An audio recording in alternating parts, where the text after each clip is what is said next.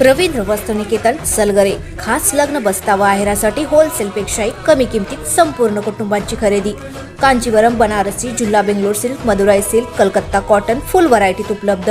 सूट व इंडो शेरवानी, हळदीसाठी kurta, safari, branded shirt, पॅन्टचे खास कलेक्शन, असंख्य व्हरायटीसह 51% भरघोस डिस्काउंट। जादा झालेला माल परत घेऊन पैसे परत।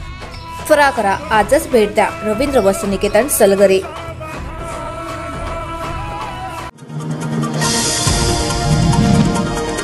माझी उमेदवारी सामान्य जनतेची आहे। खासदारांना लोक वैतागलेत, त्यांच्या पक्षाने लोकांची निराशा केली आहे। महागाई असेल, शेतकऱ्यांचे प्रश्न असतील, कोणत्याच गोष्टींकडे लक्ष दिलं नाही। जनतेच्या मनातच लिफाफा आहे, या लिफाफ्यातून जनतेचा आशीर्वाद, विजयाचा आहेर मिळेल असा विश्वास सांगली लोकसभा मतदारसंघातील अपक्ष उमेदवार विशालदादा पाटील यांनी व्यक्त केलाय।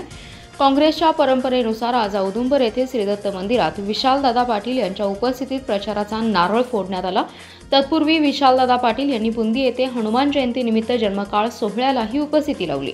काँग्रेसच्या कारवाईबाबत विशालदादा पाटील म्हणाले की मला पक्षाकडून कुठलीही लेखी नोटीस आलेली नाही, मी पक्षाच्या आदेशाचे उल्लंघन केलेलं नाही, कारवाईचा बडगा उठेल असं वाटत नाही।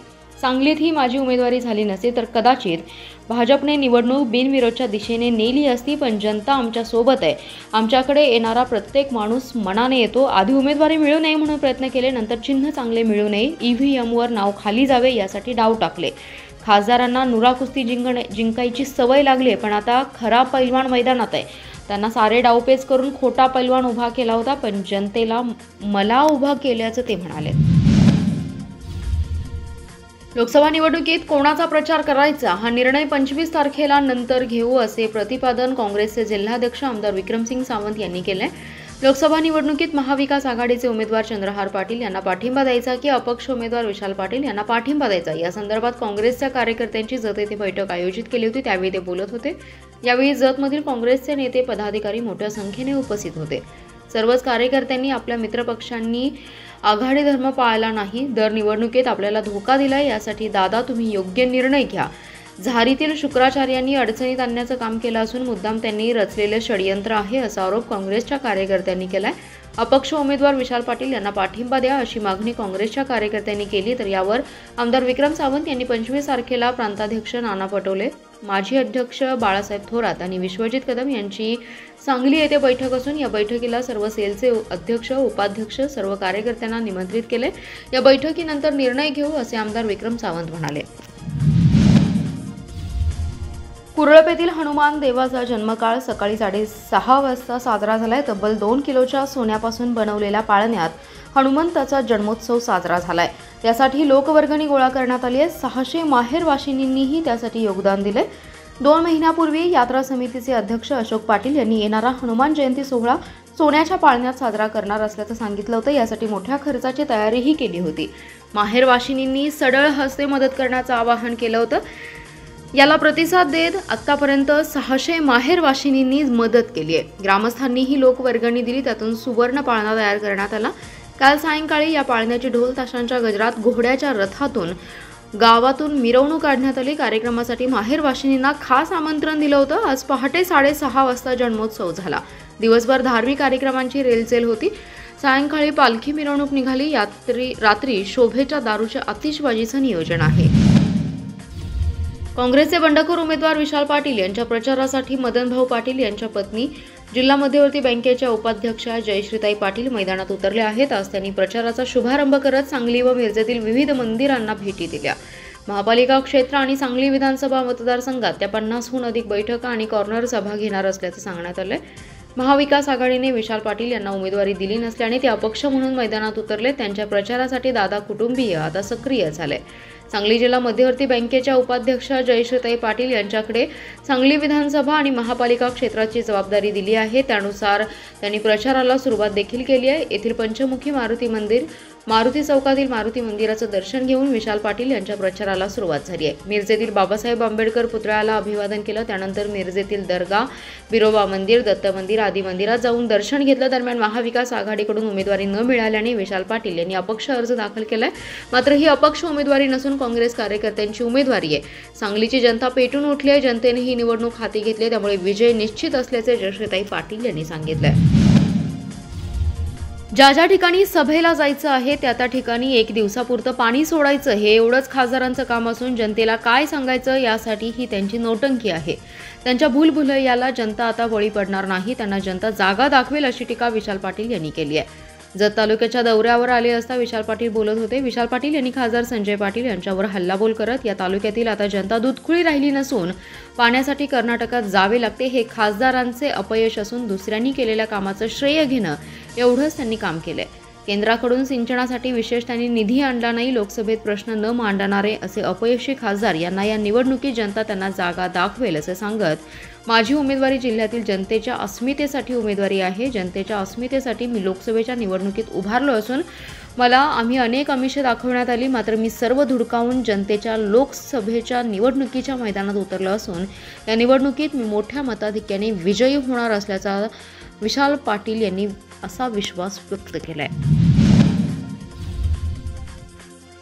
MIDC कुपवाड परिसरातील पोलिसांच्या रेकॉर्डवरील गंभीर गुन्हे दाखल असलेली रोहित उर्फ दाद्या कदम टोळीला सांगली आणि कोल्हापूर या 2 जिल्ह्यातून 2 वर्षांसाठी हद्दपार करण्यात आले. पोलीस अधीक्षक संदीप घुगे यांनी याबाबतचे आदेश दिलेत. टोळी प्रमुख रोहित उर्फ दाद्या सुदाम कदम, सदस्य शैलेश तानाजी पडळकर आणि रियाज बाबासाहेब मुजावर अशी हद्दपार केलेल्यांची नावे आहेत.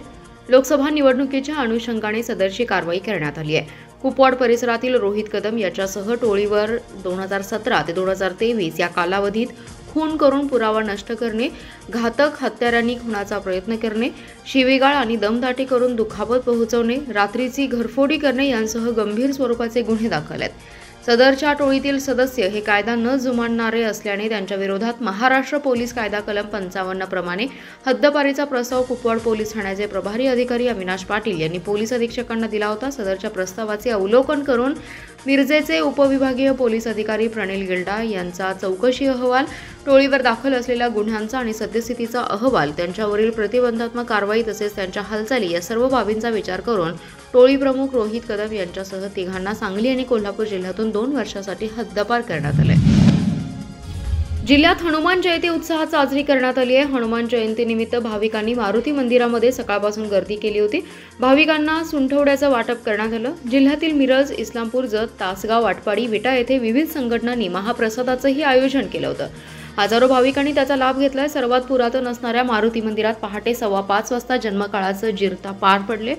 उपस्थित भाविकांना सुंठवड्याचा प्रसाद देण्यात आला. तुंग येथील मारुती मंदिरात पहाटे 5 वाजल्यापासून भक्तांच्या दर्शनासाठी रांगा लागल्या होत्या. नवस फेडणारा मारुती म्हणून प्रसिद्ध असलेल्या सांगली जवळील तुंग येथील हनुमान मंदिरात हनुमान जयंती उत्साहात साजरी करण्यात आली आहे. रामदास स्वामींच्या पदचिन्हांनी पावन झालेले हे तुंगचे मारुतीराय मंदिर आहे. हनुमान जयंतीनिमित्त सकाळपासून भाविकांनी गर्दी केली होती. मंदिर परिसरात तसेच हनुमानाच्या मूर्तीला आकर्षक अशी सजावट करण्यात आली होती. सांगलीतील पंचमुखी मारुती मंदिरामध्ये शहरातील नागरिकांनी दर्शनासाठी गर्दी केली. जिल्ह्यात लोकसभेसाठी 7 मे रोजी मतदान होत आहे. या निवडणुकीत मतदारांनी आपला मतदानाचा पवित्र हक्क बजावावा. स्वीपचे नोडल अधिकारी आणि कर्मचाऱ्यांनी घरोघरी भेट देऊन मतदानाची टक्केवारी वाढवण्यासाठी प्रयत्न करावेत, अशा सूचना जिल्हाधिकारी राजा दयानिधी यांनी दिल्या. जिल्हाधिकारी कार्यालयात तालुकास्तरीय स्वीप नोडल अधिकाऱ्यांची बैठक संपन्न झाली आहे. जिल्हाधिकारी म्हणाले की गेल्या निवडणुकीत ज्या मतदान केंद्रावर कमी मतदान झाले आहे अशा ठिकाणी मतदानाची टक्केवारी वाढवण्यासाठी विविध उपक्रम राबवावेत. याचबरोबर या भागात घरोघरी भेट देऊन मतदारांना मतदान करण्याचं आवाहन करावे. मतदान टक्केवारी वाढवण्यासाठी जिल्हा आणि तालुका स्तरावरून विविध उपक्रम राबवले जात आहेत. या उपक्रमात प्रसिद्धीसाठी वापरण्यात येत असलेले पोस्टर, बॅनर, भित्तीपत्रके हे साहित्य याची जिल्हा स्तरावरून अनुमती घ्यावी. जत तालुक्यातील कर्नाटक सीमा भागात कन्नड भाषेतही स्वीप उपक्रम राबवावेत. स्वीप अंतर्गत सकाळी 11 पूर्वी आणि दुपारी 4 नंतर हे उपक्रम राबवावेत. महापालिकेने त्यांच्या आस्थापनांच्या ठिकाणी तसेच कृषी विभागाने जिल्ह्यातील सर्व कृषी सेवा केंद्रावर मतदान जागृतीसाठी बॅनर लावावेत. सध्या कृषी विभागामार्फत संपर्क मोहीम राबवण्यात येत असून या मोहिमेत मतदान करण्याचे आवाहन करण्यात येत असल्याचे जिल्हा अधीक्षक कृषी अधिकारी विवेक कुंभार यांनी यावेळी सांगितले. सांगलीतील सावली बेघर निवारा केंद्राला आयुक्त शुभम गुप्ता यांनी भेट दिली आहे. यावेळी या सावली केंद्रातील निराधारांना त्यांच्या कौशल्यानुसार काम उपलब्ध करून द्यावे अशा सूचना आयुक्तांनी अधिकाऱ्यांना दिल्या. आपटा पोलीस चौकीजवळ महापालिकेने निराधार व्यक्तींसाठी सावली बेघर निवारा केंद्र सुरू केले आहे. हे अनेक वर्षांपासून केंद्र सुरू आहे. आज आयुक्त शुभम गुप्ता यांनी सावली बेघर केंद्राला भेट दिली आहे. निवारा केंद्रातील लाभार्थी यांच्याशी त्यांनी संवाद साधला. निवारा केंद्रात देण्यात येणाऱ्या सोयी सुविधांबाबतची माहिती शहर अभियान व्यवस्थापक ज्योती सरवदे यांच्याकडून घेतली. बेघर केंद्रातील लाभार्थ्यांच्या हाताला काम देण्यासाठी त्यांच्याकडे असलेल्या कौशल्यानुसार त्यांना काम उपलब्ध करून द्यावे अशा सूचना आयुक्त शुभम गुप्ता यांनी ज्योती सरवदे यांना दिल्या. यावेळी मतीन, अमीन आदी जण उपस्थित होते.